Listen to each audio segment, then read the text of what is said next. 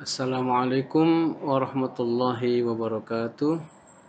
Bismillah walhamdulillah wal khairu wa syarru bimasyiatillah. Wa salli wa sallim ala Sayyidina Muhammad ibn Abdullah wa ala alihi wa sahbihi wa man tabi'ahu wa mawala. Amma ba'du.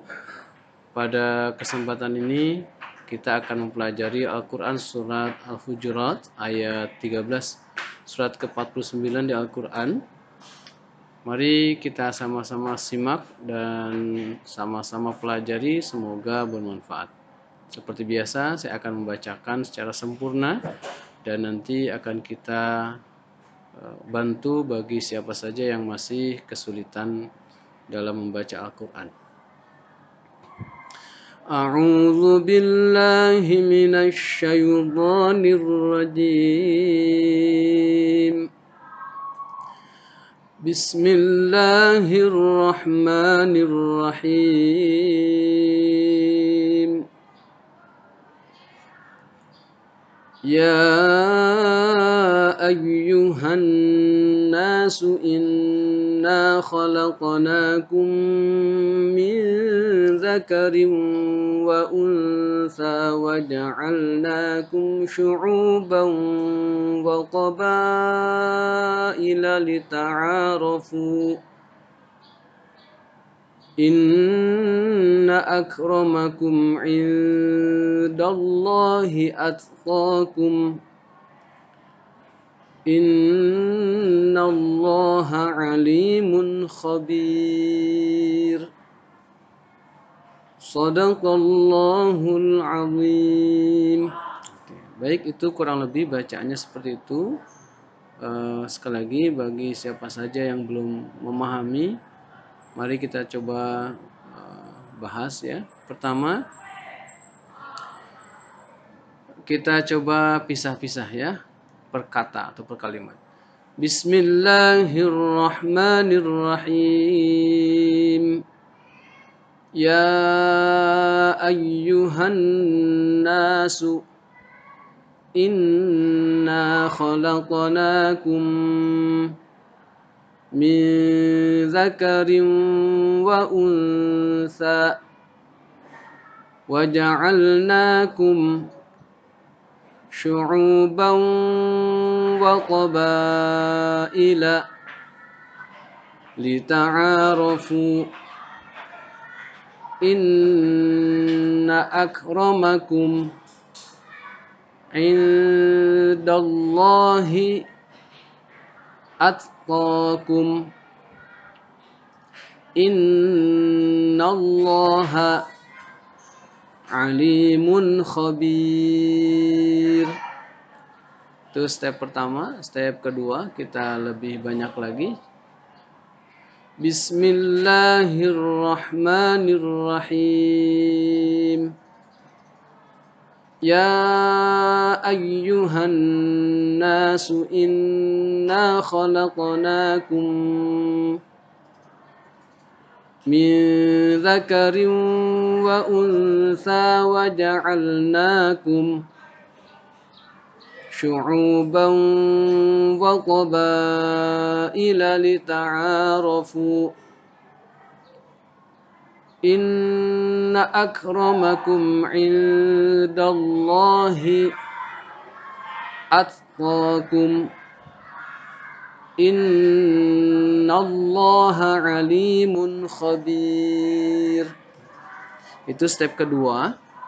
Step ketiga lebih banyak lagi atau bahkan dengan bacaan sempurna seperti pada pembacaan di awal. Bismillahirrahmanirrahim.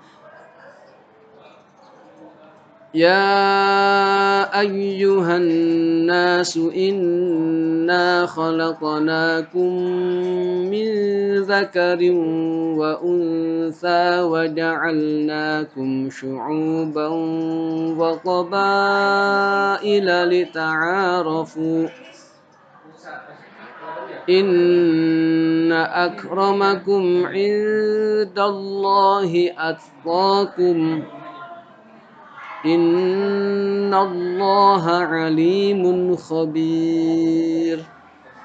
Baik, kurang lebih seperti itu step-step bacaannya. Coba kita bahas beberapa penekanan ilmu tajwid pada ayat ini. Yang pertama, bismillahirrahmanirrahim, pada kata ya ayyuha. Ya ini mad jaiz munfasil. Dilihat bentuknya, tulisannya ada mad tabi'i bertemu dengan alif atau hamzah ditulis dengan alif, ya. Biasanya ada tanda kayak seperti ini. Ini panjangnya bisa 2 atau 5. Untuk pembicaraan kita 5 dulu. Kemudian ayyuhan nasu. Ini ada nun bertasydid namanya gunnah musyaddadah. Ini ada di ayat yang ada di kata yang lain inna. Jadi mohon dilihat saja bentuk tulisannya, nun harokatnya ada tasydid atau bahkan mim. Ini namanya gunnah musyaddadah. Mim bertasydid atau nun bertasydid seperti kata inna. Ini juga ya, ini namanya gunnah musyaddadah. Kemudian di terakhir juga inna. Nah ini sama ya, intonasinya cara bacanya sama. Jadi jangan dibeda-bedakan. Makanya tadi dicontohkan inna khalaqnakum. Nah, bagi yang belum mengerti, ini huruf nun pada khalaqnakum, ini fathahnya berdiri, maka dibaca 2 harokat atau 1 alif. Kemudian ada inna khalaqnakum. Tadi dicontoh dipotong-potong pun ini bacanya agak ditahan ya. Karena ada mim sukun bertemu dengan huruf mim. Ini yang pertama tadi mim hukumnya gunnah musyaddadah. Ini juga nanti hukumnya yang lain ya. Idgham ini. Ya. Idgham ini mim ketemu dengan mim. Kum. Nah itu. Kemudian nun sukun bertemu dengan huruf zal. Ini namanya ikhfa. Mi ikhfa. Samar. Kemudian ro kasrotain bertemu dengan waw. Ini idgham bi gunnah sama. Ada kasrotain huruf ro-nya, kemudian bertemu dengan waw. Rium. Kemudian wa unsa, nun harokatnya sukun bertemu dengan huruf sa. Ini salah satu juga contoh bacaan ikhfa. Wa unsa. Oke. Kemudian di sini sama ada idgham bi gunnah juga, ba harokatnya fathah tain bertemu dengan waw. Ya, pada kalimat lain syu'uban bang. Nah, itu ada agak-agak ditahan ya. Kemudian di sini waqabaila ada tanda ini namanya mad wajib muttasil. Tandanya hampir sama dengan tadi mad jaiz, tapi yang membedakan di sini dia bertemu dengan hamzah yang ditulis asli apa adanya. Nah, kalau yang ini kan tadi berbentuknya alif atau berdiri, maka hukumnya pun berbeda. Ini namanya mad wajib muttasil. Wajib 6 harokat. Wa qabaila lita'arafu. Nah, ini ada tanda waqaf jim, artinya jaiz, boleh berhenti di sini. Kalau nafasnya panjang boleh dilanjut, ya. Tapi kalau nafasnya tidak panjang boleh berhenti di sini. Ya. Kalau dilanjut tentu ini akan berubah hukumnya. Tadinya ini adalah mad tabi'i cuma 2 harokat fu. Nah, kalau nanti disambung ini jadi bisa jadi mad jaiz seperti halnya pada ya ayyuha. Gitu ya. Kemudian ini indallahi nun sukun bertemu huruf dal. Ini ikhfa. Kemudian ada tanda waqaf lagi dalam kata atqakum. Qala itu waqful aula, artinya berhenti di sini lebih utama. Tapi sekali lagi bagi qori ataupun siapa yang sudah terbiasa mau dilanjut juga boleh, tapi lebih utama berhenti di sini. Kemudian inna, nah tadi sudah. Lalu lafaz Allah di sini innallaha, ini adalah lam jalalah atau lam yang dibaca tafkhim. Tafkhim itu apa sih? Tebal. Seperti pada pembahasan sebelumnya sudah banyak dibahas. Kenapa? Karena sebelumnya ada huruf yang berharokat fathah. Innallaha. Gitu ya. Kemudian yang terakhir, mohon maaf, ini ada tanda domah tain ketemu dengan huruf kha. Alimun. Ini namanya izhar. Mun dibaca jelas. Izhar itu artinya jelas. Alimun. Nah, untuk yang terakhir ini tidak dibaca khabirun tapi dibaca sukun khabir.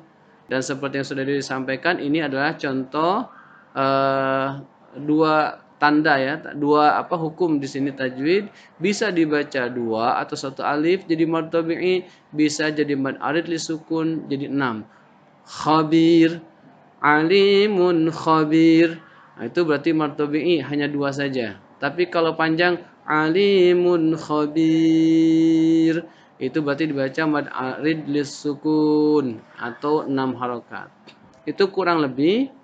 Sekali lagi, mari sama-sama kita belajar mumpung masih ada kesempatan dan waktu, dan mumpung masih diberikan kesehatan lisan. Jadi kita bisa mengucapkan ayat-ayat Al-Quran. Bagi umat Islam tentu ini adalah kewajiban kita menuntut ilmu, dan pada akhir zaman ini Allah permudah ya. Bahkan dengan menggunakan media ini itu gampang mencari ilmu. Ya, oleh karenanya ayo sama-sama jangan sampai kehilangan kesempatan. Wallahu a'lam bishawab. Adapun ini tafsiran, ini saya mengambil dari Kementerian Agama atau Quran Kemenag ya.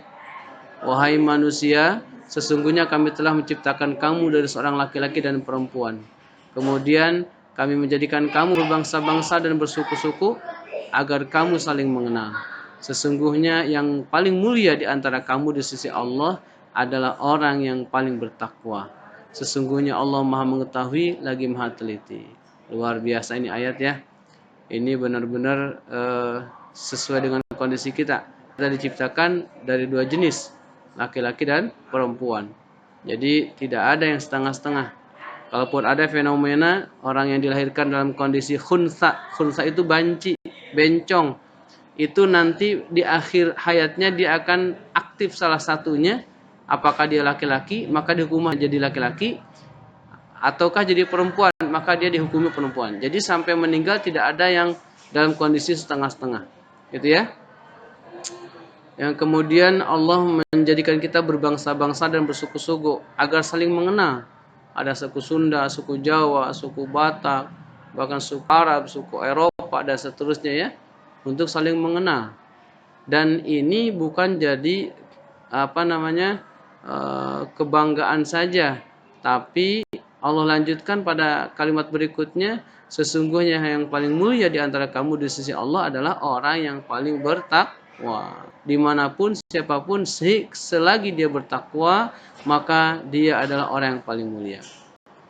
Pada zaman Nabi SAW itu dicontohkan, Sayyidina Bilal bin Rabah ya, boro-boro orangnya, sendalnya saja sudah masuk dalam surga, dan itu bukan orang Arab, tapi Kangjeng Rasul SAW, kemudian sahabat-sahabat lain itu adalah orang-orang Quraisy, orang Arab yang Allah muliakan.